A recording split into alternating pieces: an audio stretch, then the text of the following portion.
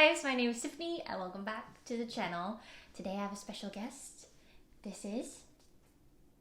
My name is Herrick.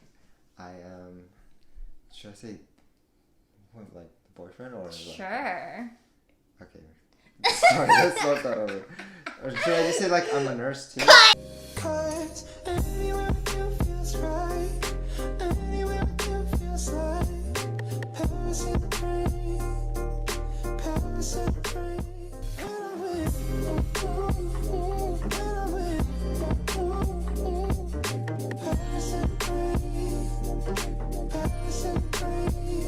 Hi guys, my name is Tiffany and welcome back to the channel. So today I have a very special guest, my boyfriend. Herrick. This is Herrick and we are both nurses, but I work in the neonatal ICU. And I work in CCU. Yeah, so you work in cardiac, right? Yes, correct. So we want to answer some of your questions that we had you guys ask us on Instagram. So I have my phone here with me and I'm just going to go through the questions and kind of ask you questions because I've done a lot of videos about myself and about NICU and kind of my journey, but I want you to share your journey into nursing, okay? So the first question is your timeline. So kind of start from the very beginning. And you were a transfer student too, like you weren't a traditional nursing student like where I went in straight out of high school. Okay. So, let's see, I started college not wanting to do nursing. I was actually hopping. I think I first did bio and then I went to business, communications. Long story short, I have a twin brother and he was doing nursing and me and him are very similar character. He'd be like have the same favorite color, favorite type of cars. So he said to pretty much check out nursing and I took some prereqs and I loved it. They were easy for me, like anatomy, physiology. And I aced all those classes, so I was like, sure, I'll do nursing. So I did nursing, but I actually left Santa Barbara and I decided to save a little bit by going to community college. So I did that for about a year and a half, and then I transferred into Dominican. And then, let's see, so that took 3 years, and then after, should I keep going? Okay. So after you graduated nursing school, of course you got your RN license, and then what was your first gig? Like what was your first new grad RN job? Gosh, oh my God. So I had to start all the way up north, probably from the Bay Area, about a 6-7 hour drive. Yeah, so I thought my 3-hour drive down south of the Bay Area was bad, but yours was way longer than mine. It was in the middle of the boonies. I say Reading, but it's a small town in the middle of Reading and the coast. It's called Weaverville. Super tiny small town. Trinity County, population of about 3,000. Anyways, super tiny. It was Med Surg. Yeah, I did about 8 months. So I was working there. At about 6 months, I was like, oh man, I'm not learning anything. I want to go to a bigger hospital. So I decided to apply down in the back home. Back in the Bay Area. So you went back home. And then what did you start doing in the Bay? My first gig, I worked in med oncology. Yeah, so I did that for about 2 years. And then during that 2 years, I had like a little opportunity to do advice nursing. Did not like that. Only did it What's for advice nursing? Telehealth. So you pretty much triage through the phone. Oh, okay. So if you ever call, I don't know, maybe Kaiser, you like call on the phone and you talk to someone. Okay. Yeah. So that's what you were doing. So I did that just for like a month and that didn't work out. So I left, pretty much came back to my old unit. So did that for 2 years, left, and then I went to a surgical floor. After the surgical floor, I did that for about 6 months. And then I went to another hospital. I kept looking for more opportunities. Part of it was like better pay, better benefits. And then ultimately I left that position too because I think after that position I was probably a nurse for about 3 years already in Med Surg. So I decided to take my talents to the ICU. All right. So then that's where you are currently. Yeah. And how long has it been since you've been in the ICU I've now? been officially there for about a year now. A year now. What made you want to do nursing? Or, yeah, what made you want to do nursing first? Answer that question. And then what made you want to do ICU? Okay. So I didn't want to do nursing. Right. Okay. So it was because your twin brother. So right off the bat, after high school, my brother wanted to do nursing. Okay, so he already knew. Yeah, being a twin, I don't know if you know, we want our own identities. I definitely didn't want to be in the same footsteps. But luckily, at the same time, him going to nursing made me find it. I kind of got over the whole being different and kind of Embraced your similarities. Yeah. Exactly. So I give everything to my twin brother for like getting me in this direction because it definitely is my personality. So he influenced you. Yeah. And then going to the ICU. Yeah, what made you want to do ICU? Why didn't you want to just continue doing Med Surg? I felt I wasn't getting stimulated. Oh, okay. So you wanted more of a challenge. I wasn't getting challenged. Okay. And they kept talking about, critical thinking in the ICU. So. Okay. Yeah. So kind of piggybacking off of that, what do you think are the differences between ICU versus Med Surg? ICU and Med Surg. Obviously, there's the patient load. Med Surg you have up to 5, and in the ICU you have up to 2 max. Do you feel like you critically think more in ICU or in Med Surg? Oh, definitely the ICU. ICU. I felt like you had such a big patient load. You only had time to kind of briefly do a focused assessment and give meds and kind of cater to the patient, like whatever the request, even little things as like juice or their food. But in the ICU, a lot of times the patient's so sick they can't even talk to you, and you know in depth of everything that's going on from their history to their labs. And a lot of times in Med Surg, I didn't have time to explore enough about the patient. Yeah, do you feel like Med Surg is kind of what they call like conveyor belt nursing, where it's like you just do what you need to do and move on to the next? Like it can be there. I would say for definitely my first year. I think it wasn't until I was a little bit more seasoned then I started seeing other pieces to the puzzle that pretty much made you a better nurse or catered more to the patient. Okay. So like going off on that too, someone asked, do you think it's better to start off in Med Surg? Because you know how nursing schools try to get us to do Med Surg, learn the basics, and then go into ICU? Or do you think that you should go straight into the ICU? I think that you really just have to know yourself. Everyone's different. Right. And you have to know what your strengths and weaknesses are. For me personally, I thrive better at the fact that I did Med Surg. Okay. So you like having that foundation? Yeah. Just trying to see the workflow of a nurse and doing the head-to-toe assessment. I think going to the ICU, I was able to polish it more because I already had a structure that I had before, a routine basically. Okay. That I just needed to clean up and be more thorough. Okay. But the ICU can be a little overwhelming for new. I've seen new grads. Yes. It's a little too much for them. Right. Especially if they weren't a strong nursing student. I can see that too. Yeah, I think it just depends on, like you said, you as a person and what you thrive in. For some people, you can just go straight into ICU if that's what you want to do. Yeah. For some people, maybe they just need some time to figure it out, and that doing Med Surg will help give you that time to, especially learning how to time manage. You will learn that really well in Med Surg for sure, and then you could transfer that into doing ICU, and you'll have that foundation. Oh yeah. Good. All right. Next question. If you weren't doing nursing, what would you be doing? So you started out at UC Santa Barbara, not fully sure, right? No. What did you knew you wanted to do there before nursing? Actually, I wanted to be a doctor. Oh, because you wanted to do pre-med. I saw what they were doing. I was like, oh no, I can't dedicate that much of my life. Yeah, it's a long time for sure. But I probably would be a personal trainer or in business. I love going to the gym and working out, and I also like business. I saw myself wearing a suit, you know, You wanted to wear like the district. business casual every day? Mm-hmm. That's one thing I didn't want to do. Like, I knew I did not want to be in an office, and I didn't want to wear that business casual clothing. I was like, I want to wear scrubs every day. Different, for sure. Okay, next question. How has working in a predominantly female field impacted you? I think it's impacted me tremendously positively. Good? Because so I grew up. How?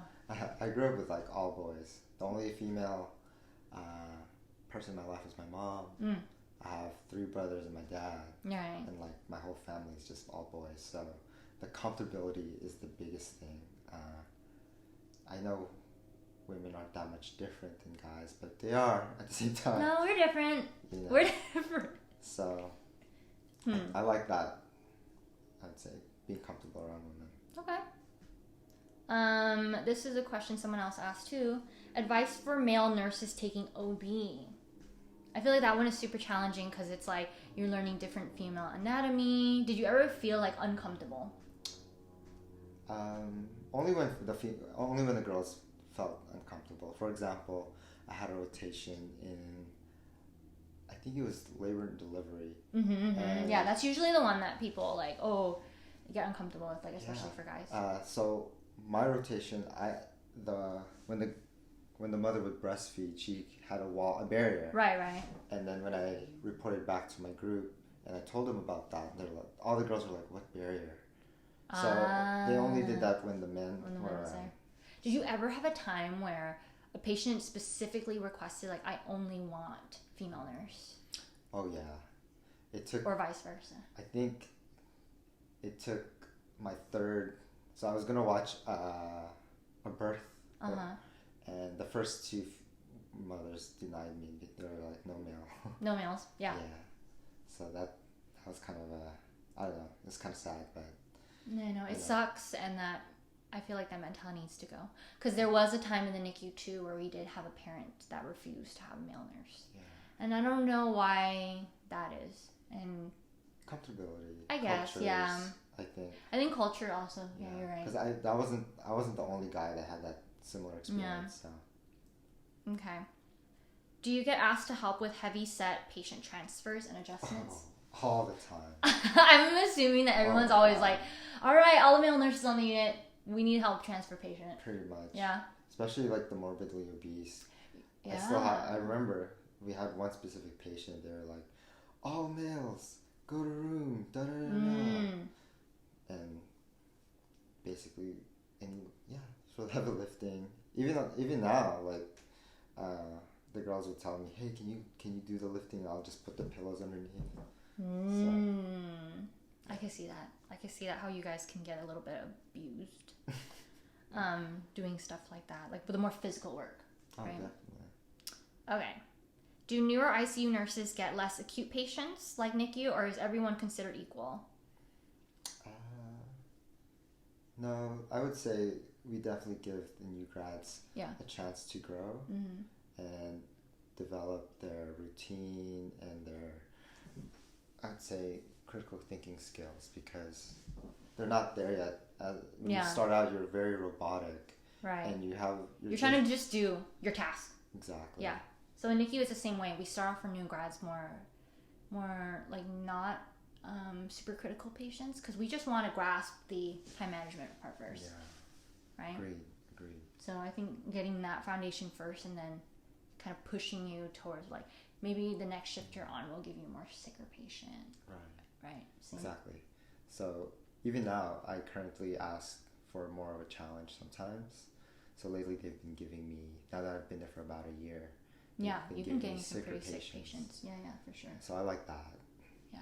I would say in NICU too, it's the same, where I would say the first 6 to 8 months of you starting out, you're going to get pretty much like feeder growers, more stable patients, and then a year in, they'll definitely try to get you more. But then it just depends on the person. There's some people that learn super quick. Oh, yeah. And I think I remember going off orientation like a few months after, like 2 or 3 months after, I already got intubated patients and like stuff like that. Nice. So it just depends on, and they'll see your progression, and and you also need to advocate for yourself. Oh, yeah. Like you need to tell them like, okay, I'm ready for a challenge, and like what you do, like tell them I want more. And your coworkers, they can see. They can see your threshold. Yeah, for sure. They know who is a little bit more seasoned than the other. Yes. So they'll try to get you more depending on what they see, how much you can handle. Oh yeah. Have you ever considered or wanted to work in another unit? So you've done like quite a few different units. Yeah, honestly, I wanted to start out in pediatrics. That was my like dream. Which job. peds unit? Just like peds. I just wanted to do acute care peds. Didn't matter. Okay. I just like working Not with NICU? the younger. No. I'm open to it now. Yeah. Now that I've worked, I actually love the ICU. So Right. It's more me. I think maybe you'd probably thrive in peds ICU. Possibly. I think you do good. But adults, I don't know. They hired me first, so Right. I've been there and I love it still. So Do you think maybe one day you'll switch? maybe if I get really bored, eventually. We got some time. We got some time to figure it out. I mean, you're only a year into your ICU, so Yeah. we'll see. Future career goals. Future career goals. So, actually, I want to go back to school. CRNA school? CRNA school, exactly. So I want to go there. I want to go back to school for that. I just want to have more of a responsibility eventually. Why CRNA versus being an NP? I feel like it's going to be more of a challenge. You have more of a critical role. Yeah. That's the main thing. Responsibility. I like having that. All right. Is an ICU a good place for new grads? Yes, I think it is. I think so. I mean, you're already starting at a really difficult, Right. challenging part in the hospital. Yes. And you can keep building from there. Like starting there and you create good habits. Let me see. No, I think it's good. Yeah. Because some of the challenges with if you don't start as a new grad is you have some bad habits that you carry on from Med Surg, and then like you have different priorities. You're very task oriented in the Med Surg, so you might take that with you, right? And it might cause you to actually have a hard time adapting to ICU. Do you think it'd be a little bit harder to like, or may take a little bit longer to like critically think? I don't know about that. That's per person. It could. It just depends.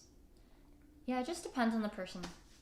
I feel like we can't say like, oh, you should start out Med Surg first, or you should start in ICU first. It just depends on what you want to do and what you're passionate about. Like, for some people, you just need to figure it out, like hopping around like different units to see what you like, and now finding what you thrive in. Versus for some people, like for me, example, like I knew exactly what I wanted to do, and I just wanted to go straight into it. Like I didn't want to jump through hoops. I didn't want to figure it out because I already knew what I wanted, and I knew that if I did anything else except for that one thing, which was NICU, I didn't think I was going to enjoy it. But I think having that mentality also can hinder me too, because now that I have gotten what I wanted, it's like, do I want to discover other things? So I'm thinking about that too, but right now I'm very, very happy where I am. Okay. Yeah. So we'll see in the future. I mean, a lot of people do ask me, do I want to switch to different units? Like something completely different from NICU, like adults. Yeah. And I'm going to be honest, no. Like, I don't think adults is my thing. I'm going to leave the adults to you. Yeah. You can leave the NICU to me. And I've seen new grads not thrive, and they end up getting too stressed in ICU. And burnout. They need to go to Med Surg. Yeah. It's not for everyone. Right. And also one thing to note too is that you have a per diem, right? Oh yeah. So you're doing ICU and you're doing Med Surg stuff. I do. So how is it balancing both? It's actually pretty hard. Yeah. You know, I'm so used to having two. So I work in the ICU mainly, and I work 4 days a month in Med Surg. Yeah. And so wait, hold on. For those out there who don't know what a per diem job is, can you explain what per diem is? it's basically moonlighting at a different facility, and you kind of pick and choose your schedule, right? And they give you at least for me. Yeah, you kind of they give you like a you have to do like a certain amount of days a month. Yeah. Right? So for me, my requirement at my other job is 4 days a month. Okay. 1 weekend. Okay. So thankfully they allow me to choose any 4 days I want, and they don't question it. Okay. So. And usually per diems is like because it's not like a full-time job or a part-time job, you don't get benefits. People like to do per diems as an additional side job to their full-time or part-time job. Yes, because it allows them to have, because you're not getting the benefits, you get a little bit more of a higher pay. Hourly raise. Yeah. Or hourly pay. Mm-hmm. And then the downfall on it is if there's no patients, low census, you're the first your first to float. Yep. Or you're the first to get canceled. Right. So I've been there where I am 2 hours away from my shift and they call me, they're like, oh, you're canceled. And then I've saved my whole day for that job, for my shift, and I have nothing else to do. So per diem, pros and cons. Pros, you get paid more and you get like a little bit more flexible schedule. Like you most of them you can choose your schedule, I think. But then cons is getting called off all the time and floating. Yes. But it's like an additional side thing. You don't have to have per diem. But like why did you choose Med Surg as your per diem? Oh, I think eventually I'll go to the ICU. It's just I need a little bit more experience before I transfer. I just want more experience before I switch. You kind of want to keep your Med Surg skills still. Yeah, and honestly, I like switching over to Med Surg at times because it's less stressful. Yeah, way less stressful. So. Do you feel like because it is very task based that it's just like autopilot? You don't think too much about it? I don't ever think I'd like to. Sorry, I don't think I ever go autopilot, but I think I just I don't know what's the right term for it, but I just want some time to just breathe. Oh, okay. Like because at the end of the day, the only thing I'm worried about for the patient is like their life. Right. Like in Med Surg, they're not in a critical state. Right. So they're less That's likely true. they're more stable. They're more stable. Yeah. So that to me, once they're stable, I'm not stressed. Yeah. So it's kind of like for NICU, where we have ICU and we have like nursery, which is more stable patients. So it's kind of like what you do, where you have ICU and Med Surg. It's kind of like the same thing in NICU. We have the ICU side, more critical patients, and then we have like our Med Surg is kind of like stable feeder growers. So we have best of both worlds, which is kind of like that for you, which I think it's nice to have both. Because I think ICU only can burn you out, like you said, stress you out. Well, for me so far, just because I'm new, so. All right, and then last question. Your extracurriculars in college. So I promote a lot on my channel on doing extracurriculars while you're in nursing school because that's really what's going to get you jobs in your interviews, like them seeing that you're active. So like what types of things did you do while you're in college to kind of build your resume? Okay. I think the main one was I helped in skills. Oh yeah, we did skills lab. Yeah. Mm-hmm. So not only did that help me with my own skills, but it helped me apply for or put something for when I apply for jobs. Right. What are other things? I was in the nursing society club of the school. Yep. What else was there? Yep, you would come to our meetings. The honor society. Oh, and that too, Sigma Theta Tau. Yep, we were both doing that. Let's see. I think that's it. Was it? Yeah. Did you volunteer anywhere? No, not when I was in college. Okay. So you mostly were on campus. Pretty much. Active. Okay. Yeah. And then,